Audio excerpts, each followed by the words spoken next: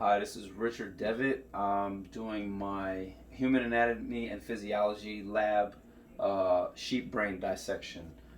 So this is the supplementary materials I have here is the paperwork, and that's it. So I'm going to start by identifying the exterior structures. Okay, so this is the cerebrum here on the outside.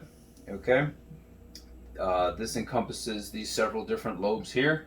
The sulcus, you can't really make out the wrinkles as well as you could in a human brain, but the sulcus are the individual lines. And then the gyrus is the actual ridges in between the sulcus, right? The longitudinal cerebral fissure is this line that goes right down the middle where I have performed the dissection. Going to an inferior view, we have the midbrain here. Okay, the cerebral peduncle is right above it here. Superior colliculus and inferior colliculus are not really visible, but they are part of the midbrain as well.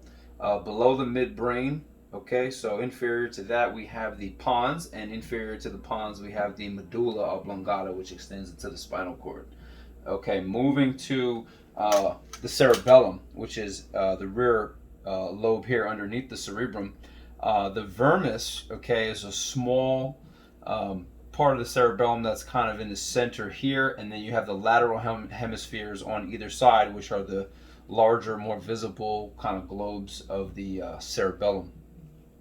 Meninges, okay, so we have the three layers of the meninges. So I'm going to go ahead and kind of open this dissection up so we can kind of get a good look at that.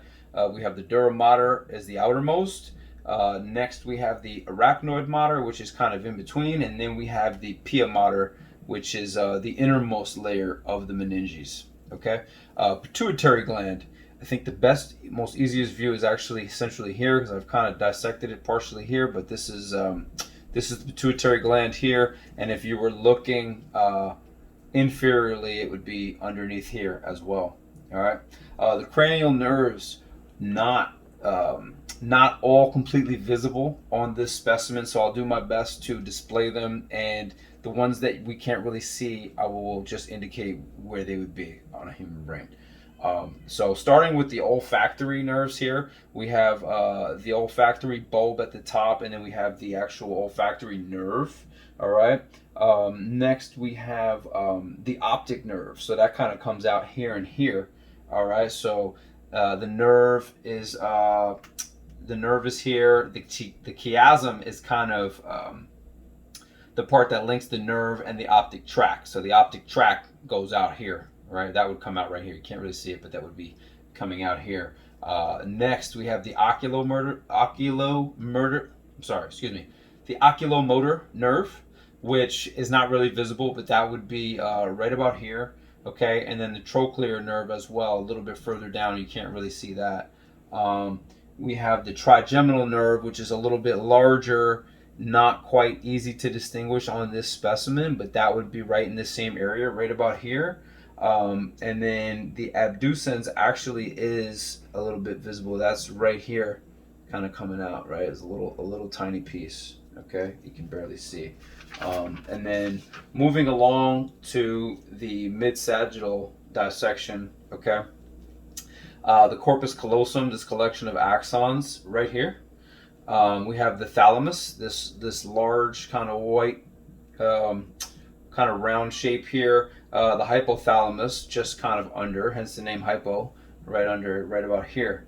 Okay, we have the septum pellucidum of the lateral ventricle right here, kind of anterior and superior slightly to the thalamus, right? It's right here. And then kind of in between this layer above the thalamus here, we have the choroid plexus of the third ventricle.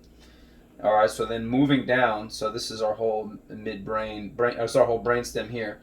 So moving along, we have the cerebral aqueduct kind of in between this layer here, and below that we have the fourth ventricle, or all in this kind of space right here.